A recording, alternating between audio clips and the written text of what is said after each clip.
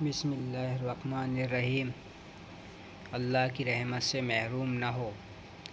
ایک بار نبی کریم صلی اللہ علیہ وسلم نے فجر کی نماز پڑھائی اور آپ صلی اللہ علیہ وسلم کو قرأت کرنے میں دشواری ہوئی۔ نماز سے فارغ ہونے کے بعد آپ صلی اللہ علیہ وسلم نے صحابہ کرام سے معلوم کیا، کیا تم میں سے کوئی شخص میرے پیچھے قرأت کر رہا تھا؟ صحابہ خاموش رہے۔ تیسری بار میں ایک صحابہ نے کہا، یا رسول اللہ جی میں قرأت کر رہا تھا۔ نبی کریم صلی اللہ علیہ وسلم نے فرمایا، جبھی تو مجھے پڑھنے میں دشواری ہو رہی تھی۔ پھر آپ صلی اللہ علیہ وسلم نے نصیحت کرتے ہوئے فرمایا کہ جب امام کے پیچھے نماز پڑھا کرو تو خاموش رہا کرو، اس لیے کہ امام کی قرأت ہی متقیوں کی قرأت ہے۔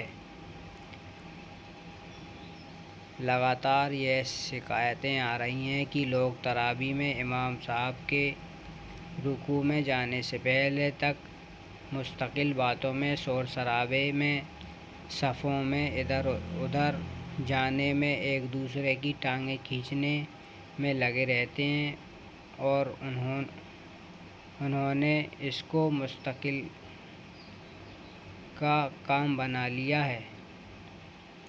ذرا سوچیں کہ دل ہی دل میں صحابہ کے قرأت کرنے سے نبی کریم صلی اللہ علیہ وسلم کو پڑھنے میں دشواری ہو رہی تھی، تو ہماری ان حرکتوں سے امام صاحب کو کتنی پریشانی ہوتی ہوگی۔ کبھی سوچا ہم نے امام صاحب کو 20 رکعتیں بھی یاد رکھنی ہوتی ہے، کہاں رکوع کرنا ہے اس کو بھی ذہن میں رکھنا ہوتا ہے، اور سجدے سے اٹھنے کے بعد کہاں سے شروع کرنا ہے اس پر بھی توجہ دینی ہوتی ہے۔ اتنا بوجھ ہوتا ہے، ان کے اوپر کتنی تکلیف ہوتی ہوگی ہماری ان حرکتوں سے۔ رمضان میں اللہ کے گھر میں نماز کی حالت میں قرآن سنتے ہوئے اپنے امام اور سارے متقیوں کو تکلیف پہنچا کر ہم اللہ کی رحمتوں سے کتنا محروم کر رہے ہیں۔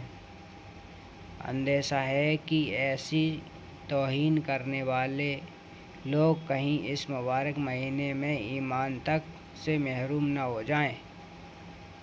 اللہ تعالی ہمارے ان بے عقل بھائیوں کو عقل عطا فرمائے اور ہر طرح کی محرومی سے ہم سب کی حفاظت فرمائے، آمین۔